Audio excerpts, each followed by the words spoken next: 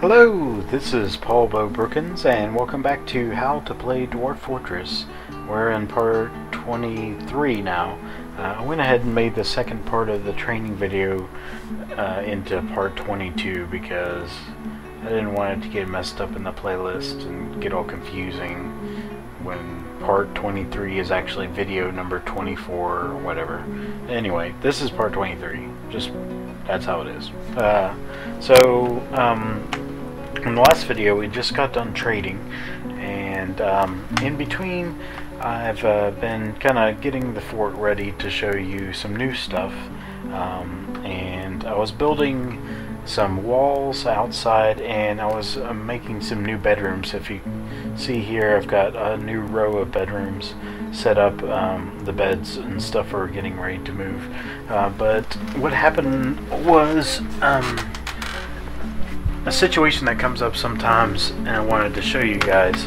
Sometimes if you have a piece of stone that's dedicated, that's going to be turned into a wall or a piece of the floor or something else, it's already been reserved for something else.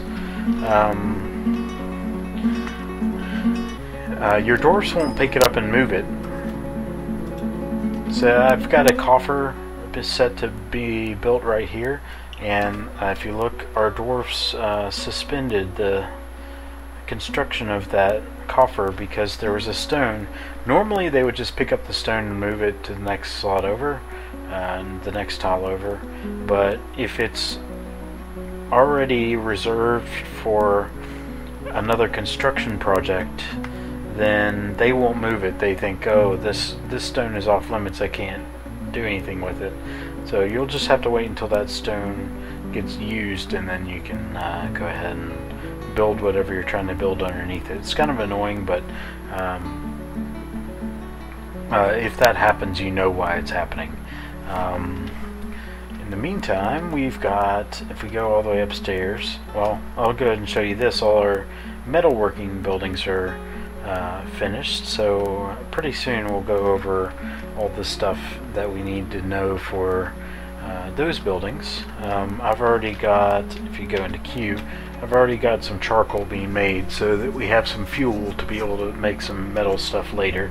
But for now, let's go upstairs and you can look at my weird array of walls. You can see there's a wall. This wall hasn't been built yet. I'm just going to basically surround this whole lake.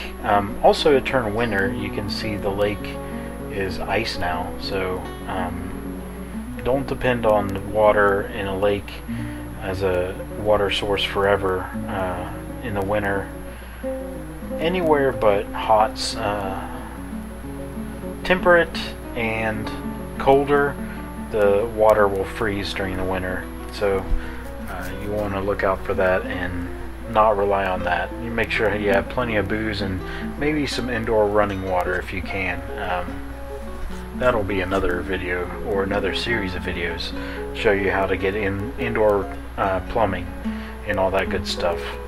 But we've got this. We're going to surround it so that we have a nice little water source. We can fish out of this also. But I wanted to show you, we got all these built.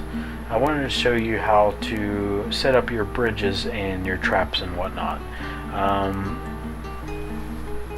First of all, in order to build a lever, which is basically a trigger, it'll let you control some kind of thing that can have one setting or another. So you go into building, B for building. Capital T is traps, not lowercase t. Lowercase t is a table. Capital T is traps, and in the traps menu you have stonefall trap, a weapon trap, lever, which we have one. We've already built one of that.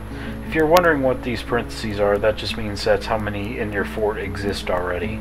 So there's pressure plate, a cage trap, and an upright spear / spike trap, and we'll go over all of these whenever we set up our lower defenses. But for right now, all we want to do is learn how to raise and lower our bridges. It's very important for when enemies come. You can have just a little doorway and lock the door, but a lot of times the enemies that come will have building destruction capabilities. They can break down doors. They can't break down raised bridges though, so if you build bridges, it's a more effective way to defend your fort. So don't build just a door and lock it and hope that they'll stay outside, because that's not going to work. It might work at the very beginning, but once they start bringing ogres and stuff that can break down your doors, it's not going to be pretty. So this is a more effective strategy. Let's go ahead and build a lever. I'm going to build one right here, and you can use a mechanism. A lot of times you will want to use this expand. Do you remember when I said X will expand it out and show you the quality? You're going to want to use one of the lower quality ones to make this lever, because later on it will be more important to use higher quality ones for the purposes of traps. The better the mechanisms, the better the trap's going to work. So in this case, with these levers and linking them to bridges, we don't need any kind of quality to do that, so we can go ahead and use this just regular one without any symbols beside it. And we'll go ahead and do that, and they'll go ahead and build that. Now in the meantime, I went ahead and built one lever here, and we can show you what to do with that. In order to get a lever to do anything at all, you need to link it to something, and you do that by going into Q and going into its menu here.